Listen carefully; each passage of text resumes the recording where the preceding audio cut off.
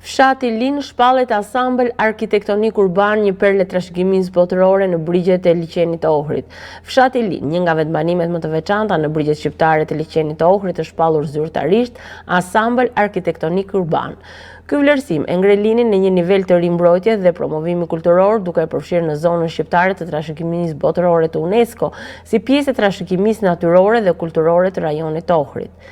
Statusi i ri nënvizon peizazhin unik që bashkon natyrën dhe kulturën, rrugicat e ngushta me kaldrëm, banesat karakteristike me çati të ulta dhe mure guri, si dhe mënyrën e jetesës tradicionale që ruan shpirtin komunitar të fshatit. Arkitektura vernakulare e Linit, ndërtuar me teknika dhe materiale vendase të përshtatura me klimën e butë dhe resurset lokale, mbetet një shembull i rrallë i harmonisë midis njeriu dhe natyrës.